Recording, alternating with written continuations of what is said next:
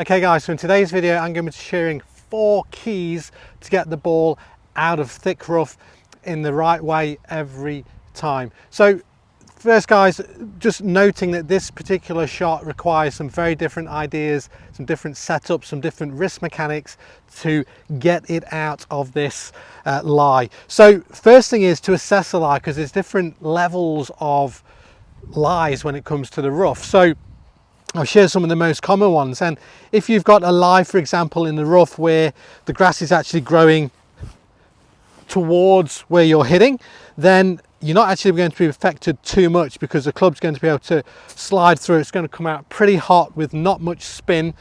So you're going to play that a little bit differently. You're going to maybe choose a different type of club for that.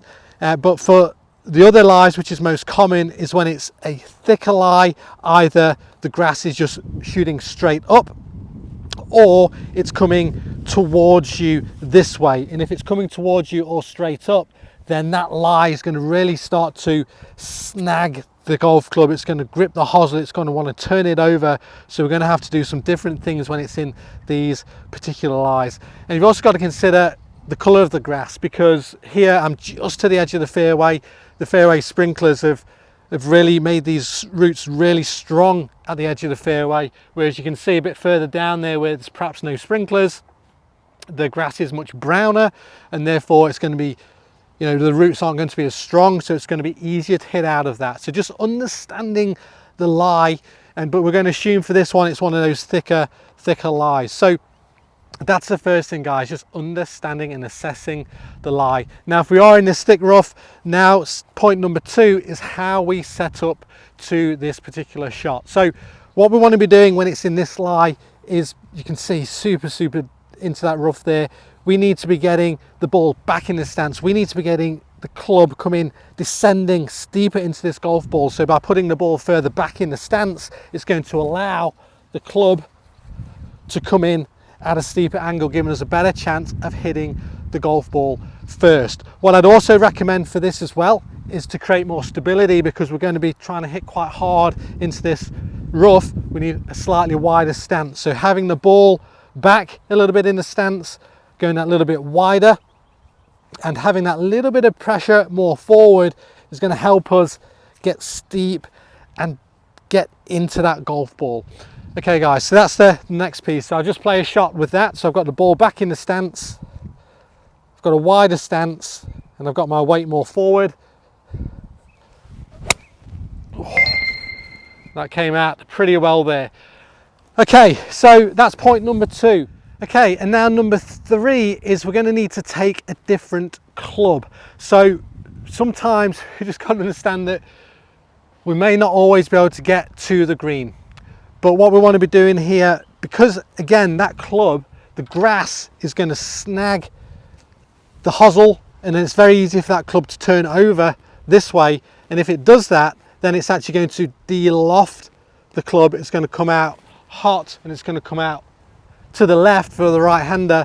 And so we want to ensure that we actually get it out of the rough. So what I would encourage guys is actually taking a little bit more loft. So for this one here, I might normally typically hit maybe a 7-iron to this distance, but given that it's in the rough, you've got to understand as well, you're going to have less power, less ball speed. So for this distance, instead of a 7-iron, I'd probably hit a 5-iron. But that being said, let's pick the 7, because that's more loft, and that's going to help me ensure that I get it out. But I may not get to the green, and that's okay. It's a punishment for being in the rough. So again, we've got that thick lie with deep into the rough there, and I've taken more loft now.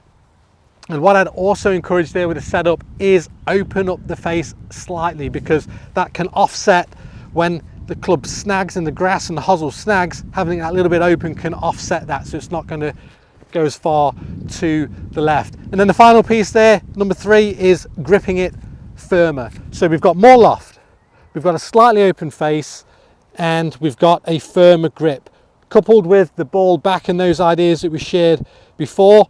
Now from here, this is putting me in a good position with that firmer grip as well. That firmer grip is going to really, again, stop that club from turning over. And so from here, that's come out really quite well there. So just up to the edge of the green.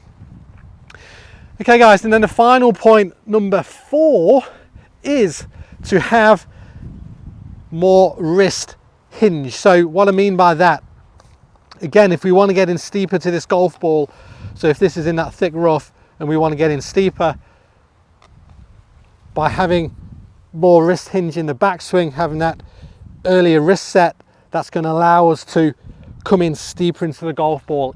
If I did the opposite and stayed a little bit wider in this fashion, back and on the way down, you can see it's going to be very easy to catch that rough early, and you're going to get the shot where if I don't do it correctly like that and it's in this deep rough, I'm going to catch too much of this grass and I'm going to get this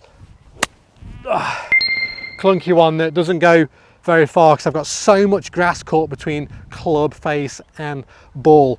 So guys, that last piece there, we want to be getting steeper into the ball by adding in more wrist hinge. So from here, it's almost getting a little bit choppy on the ball.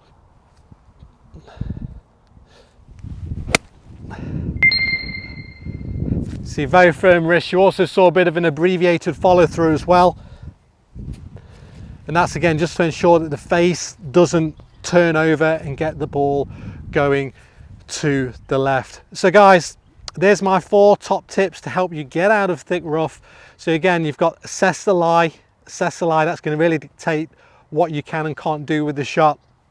Number 2 is getting the ball back in your stance there a little bit wider as well for more stability and have that pressure more forward. Number 3, your club of choice. I would again increase the loft.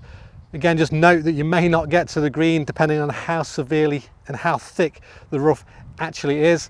I'd also encourage to open that club face a little bit to help reduce the amount that it's actually going to, offset the amount that it's going to close if it grabs the hosel with the grass, and holding nice and firm, again, just help with that. And then the final piece there, guys, like I said, is getting that nice bit of wrist hinge to allow you to get in steeper to the back of the golf ball. So just be mindful, guys, when you're in the rough as well, if you have any wrist injuries or anything like that, just be very mindful of that. And one thing I would recommend to train, and go and see a trainer for this as well, and by having those stronger hands and those stronger forearms, it's going to really allow you to have more confidence when trying to get out of these thick rough lies.